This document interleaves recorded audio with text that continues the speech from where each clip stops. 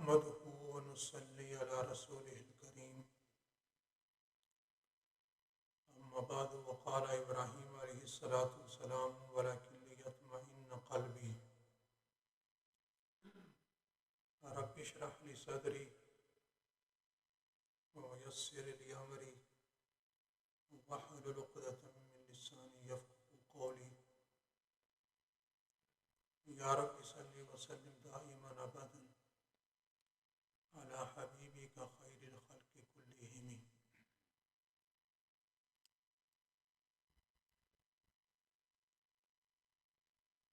میرے انتہائی قابل احترام بزرگوں،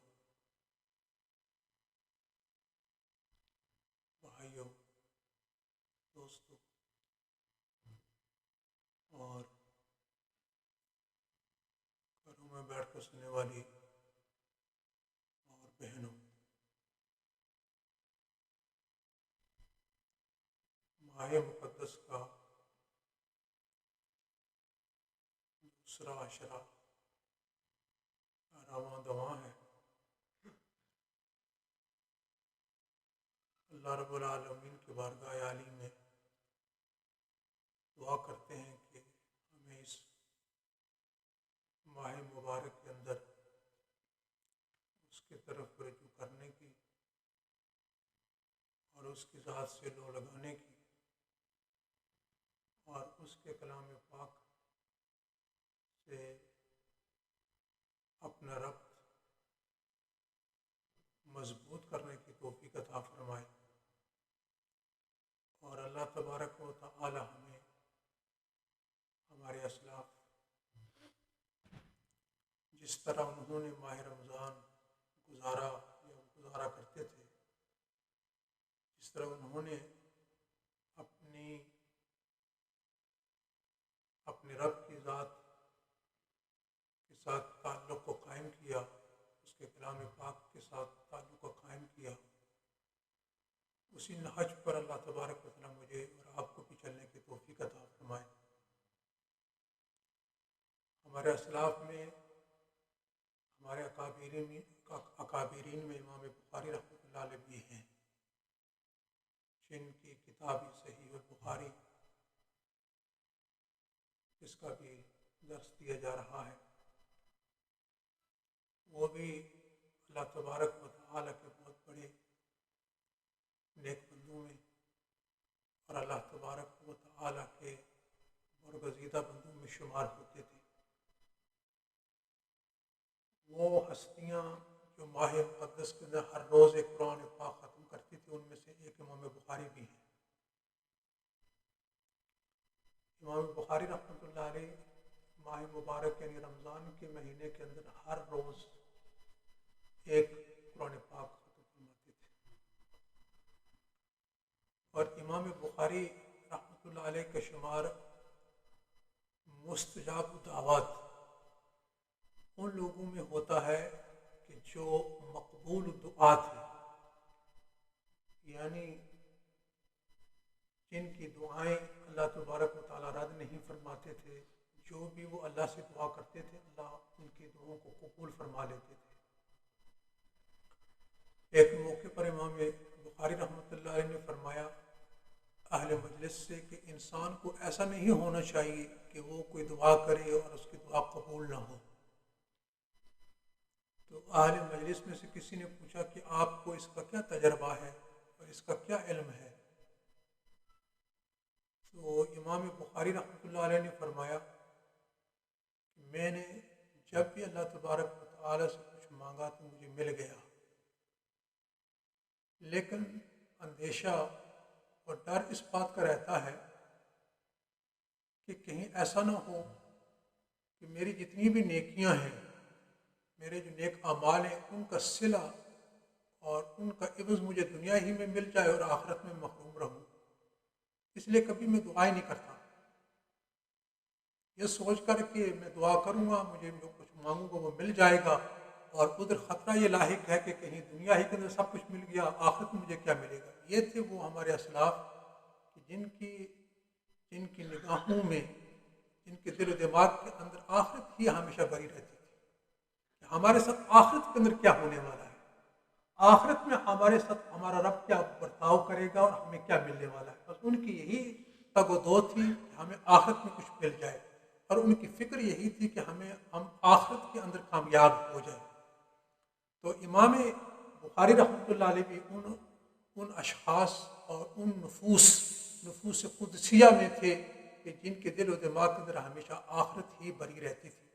امام ابو حنیفہ امام بخاری رحمۃ اللہ علیہ کے اندر صفات تھی، جو ان کی خوبیاں تھیں، بے شمار تھی، لیکن لکھتے ہیں کہ ان کی چند جو خوبیاں تھیں وہ کچھ نہیں، جو ان کی ممتاز خوبیاں تھیں، جو اوصاف ان کی جو نمایاں جو ان کی خوبیاں پائی جاتی تھیں، ان میں سے ایک خوبی ان کے متعلق یہ لکھی ہے کہ وہ بڑے قلیل الکلام تھے، کم گو تھے، یعنی زیادہ وہ گفتگو نہیں کیا کرتے تھے۔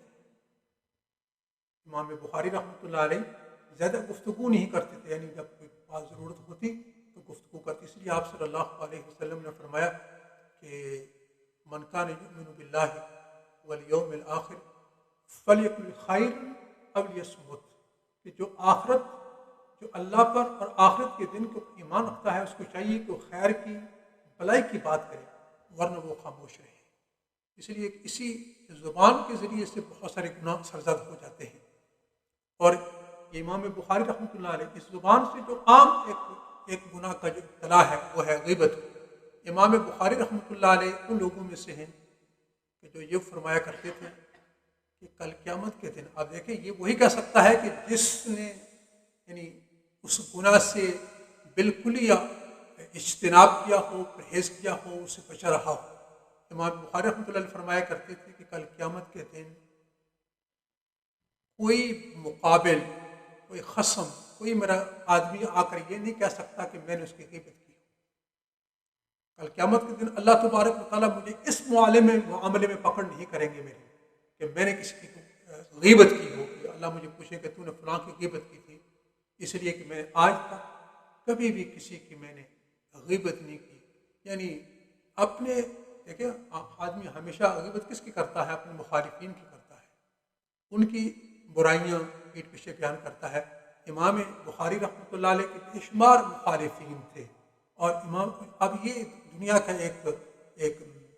طریقہ ہے کہ جب کوئی آدمی کسی کو شہرت حاصل ہو جاتی ہے، اس کے دشمنی بہت زیادہ پیدا ہو جاتی ہے۔ امام بخاری رحمۃ اللہ علیہ کو بہت بڑی شہرت حاصل تھی، ان کو حدیث کے سلسلے میں ان کو اللہ تبارک و تعالیٰ نے چونکہ بہت بڑا کام لینا تھا، اور اللہ نے ان کو جو ذہانت عطا فرمائی تھی وہ بے مثال تھی۔ جس شہر کے اندر داخل ہوتے وہاں ان کا چرچا، ان کی شہرت اور ان کا نام لیا جاتا تھا۔ مخالفین بھی پیدا ہوتے تھے، حاسدین حسد کرنے والے۔ تو امام بخاری رحمۃ اللہ علیہ نے نہ اپنوں کی، نہ غیروں کی، نہ دشمنوں کی، نہ مخالف کسی کی بھی کبھی غیبت نہیں کی۔ اس بنیاد پر فرمایا کرتے تھے کل قیامت کے دن اللہ تبارک و تعالیٰ مجھ سے نہیں پوچھیں گے۔ یہ ان کی صفت تھی کہ کم گو تھے، کبھی یعنی زیادہ وہ گفتگو نہیں کرتے تھے، صرف جو بات کرنی ہوتی تھی وہی کرتے تھے۔ دوسری ان کی جو نمایاں صفت بیان کی جاتی وہ یہ تھی کہ فرماتے ہیں کہ لکھنے والوں نے لکھا ہے کہ محدثین نے کہ ان کے اندر یہ صفت تھی کہ ان کی نگاہ کبھی بھی کسی دوسرے کے مال پر، دوسرے کی نگاہ پر، کبھی جیب کے اوپر کبھی نہیں گئی، یعنی کہ مجھے اس سے کوئی فائدہ دنیاوی حاصل ہو جائے اور میں اس سے کسی طریقے سے میں کوئی پیسے وصول کر لوں، کبھی بھی ان کی یعنی مستغنی طبیعت کے مالک تھے کہ کبھی کسی کے مال کے اوپر یعنی کبھی ایک طمع کی ہو کہ مجھے فلاں سے یہ فائدہ حاصل ہو جائے، میں اس سے فائدہ یہ حاصل کر لوں۔ یہ ان کی نمایاں صفت تھی کہ کبھی بھی انہوں نے کسی کی طرف اس نگاہ سے نہیں دیکھا کہ مجھے اس سے کوئی دنیاوی فائدہ حاصل ہو جائے۔ یہ ان کی نمایاں اوصاف میں سے ایک وصف تھا۔ اور تیسری جو ان کی صفت تھی، جو نمایاں صفت بیان کی جاتی وہ یہ تھی کہ وہ اپنے وقت کو کبھی ضائع نہیں کرتے۔ اس زندگی کے جو لمحات ہیں یہ بڑے قیمتی ہیں، یہ ذہن میں رکھیں۔ یہ زندگی بہت بڑی نعمت ہے اللہ تبارک و تعالیٰ کی۔ یہ جو زندگی اللہ نے ہمیں عطا فرمائی ہے بہت بڑی نعمت ہے۔ ہر لمحہ اور ہر جو گھڑی ہے یہ بہت بڑی قیمتی ہے، اور اللہ تبارک و تعالیٰ نے ہمیں اس دنیا کے اندر پیدا فرما کر اور اللہ تبارک و تعالیٰ ہمیں دنیا کے اندر بھیج کر ہمیں ایک بہت بڑے امتحان کے اندر ڈال دیا ہے کہ ہم اس دنیا کے اندر رہ کر ہم کیا کچھ کر سکتے ہیں۔ ہم کیا کچھ کر سکتے ہیں اللہ تبارک و تعالیٰ کے لیے اور اپنی اصلاح کے لیے اور اپنے آپ کو بنانے کے لیے؟ تو ہمارے اسلاف نے اپنی زندگیوں سے، اپنے اعمال سے ہمیں بتا دیا کہ تم نے اس دنیا کے اندر رہنا ہے، اپنے وقت کو ضائع نہ کرنا۔ اور بالخصوص یہ جو مقدس مہینہ جو چل رہا ہے، یہ تو مہینہ ہی وہ مہینہ ہے کہ جس کے اندر ہم نے اپنے آپ کو اللہ کے ساتھ لگانا ہے اور اپنا اللہ کے ساتھ تعلق ربط قائم کرنا ہے۔ اگر اس مہینے کے اندر، یہ لکھنے میں لکھا ہے کہ مقدس مہینے رمضان کے مہینے کے اندر بھی جتنے اعمال کیے جاتے ہیں ان کا اثر باقی جو 11 مہینے ہوتے ہیں ان کے اوپر پڑتا ہے۔ جو مومن رمضان المبارک کے مہینے کے اندر جن اعمال کی پابندی کرے گا، اس کا نتیجہ کیا نکلے گا؟ اس کا اثر یہ ہوگا کہ رمضان کے بعد 11 مہینے تک وہ ان اعمال کا پابند رہے گا۔ جس نے بھی رمضان المبارک کے مہینے کے اندر نیک اعمال کی پابندی کی، رمضان کے بعد 11 مہینے تک وہ اس کے اندر رہے گا، وہ نہیں نکلے گا اس کے اندر۔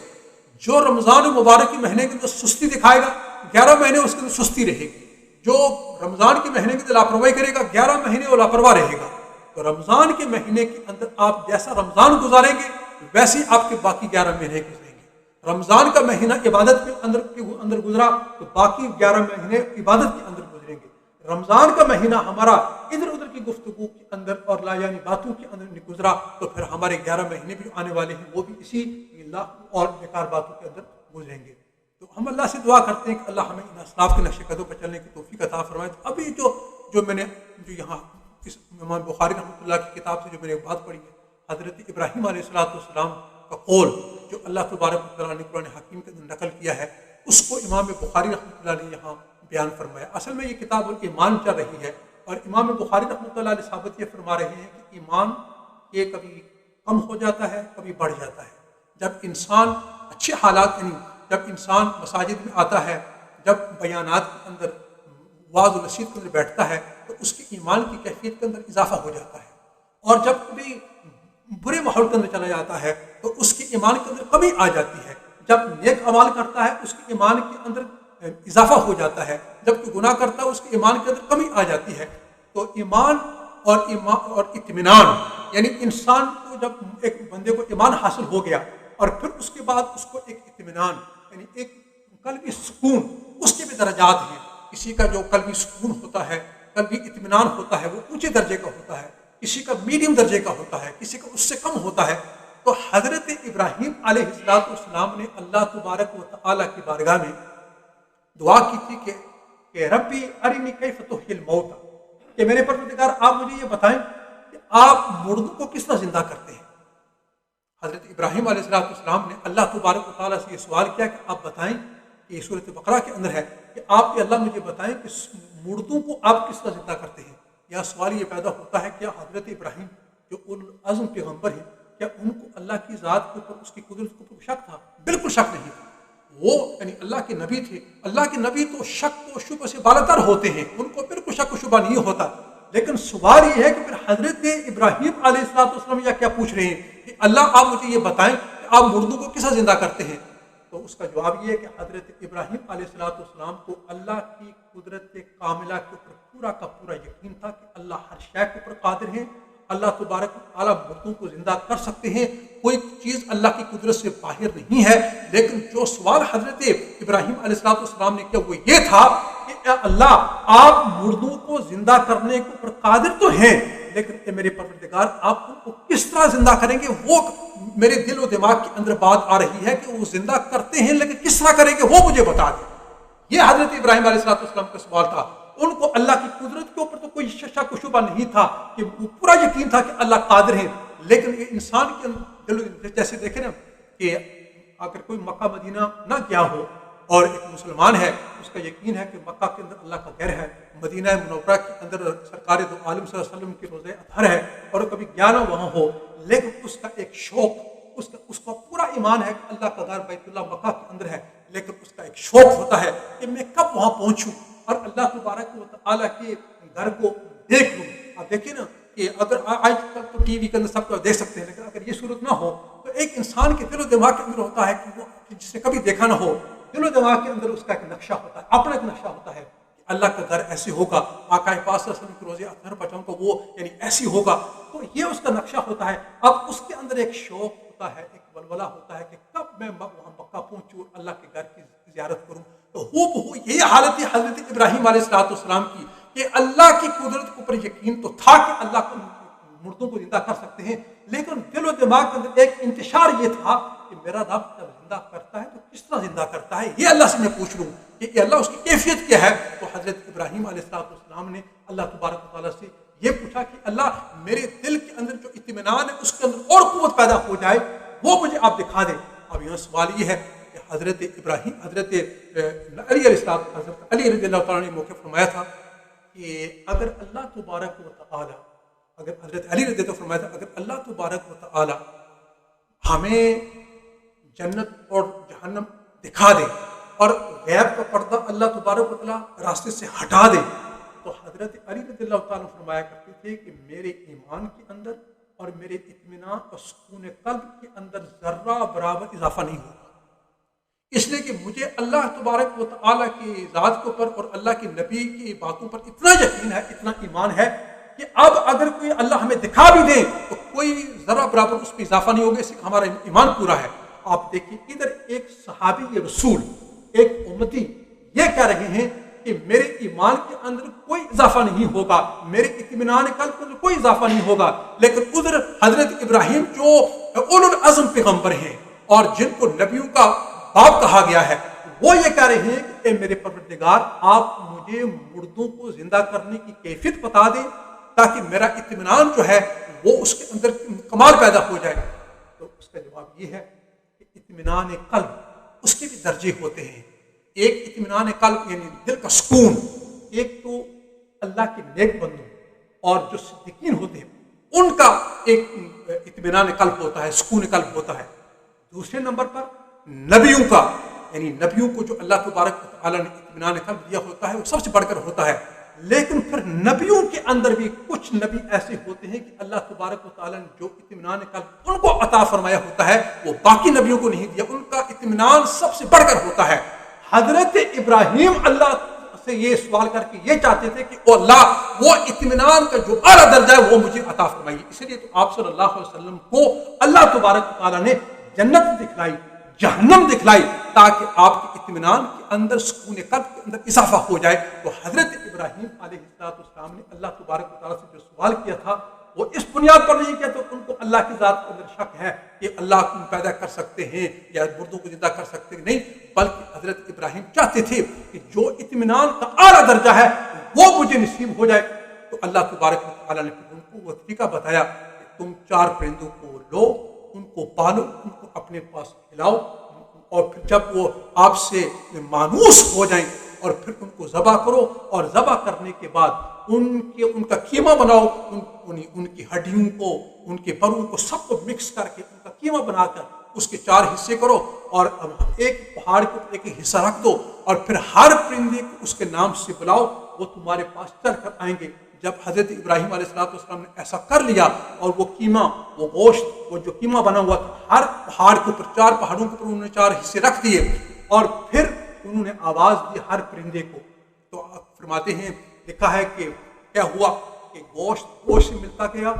اور ہڈیاں سے ملتے گئی، پر سے ملتے گئی، اور وہ پورا کا پورا پرندہ زندہ ہو کر حضرت ابراہیم علیہ السلام کے پاس دوڑتا ہوا آیا. تو حضرت ابراہیم علیہ السلام اس اطمینان کو چاہتے تھے جو اعلیٰ درجے کا ہے، جس طرح کہ آقا پاک صلی اللہ علیہ وسلم کو اللہ تبارک و تعالیٰ نے اپنے پاس بلا کر جہنم بھی دکھائی اور جنت کی بھی مناظر دکھائے تاکہ آپ صلی اللہ علیہ وسلم کا جو اطمینان ہے وہ اعلیٰ درجے کا ہو. تو یہ وہ اطمینان تھا جو اور کسی کو حاصل نہیں ہے، یہ اعلیٰ درجے کا اطمینان تھا کہ نبیوں کے اندر بھی اللہ تبارک و تعالیٰ نے بعض نبیوں کو وہ اونچے درجے کا اطمینان عطا فرمایا. تو ان میں سے حضرت ابراہیم علیہ السلام ایک ہیں، اور ہمارے آقا پاک صلی اللہ علیہ وسلم ہیں جن کو اعلیٰ درجے کا اطمینان ہوا تھا. اللہ تبارک و تعالیٰ کی بارگاہ میں دعا کرتے ہیں اللہ تبارک و تعالیٰ اس مقدس مہینے کے اندر ہماری مجالس کو قبول فرما کر ہم سب کی بخشش کا ذریعہ بنائے. اللہم صلی علی سیدنا و مولانا محمد و آلہ و صحبہ وبارک وسلم. ربنا آتنا فی الدنیا حسنۃ وفی الآخرۃ حسنۃ وقنا عذاب النار. ربنا ظلمنا انفسنا وان لم تغفر لنا وترحمنا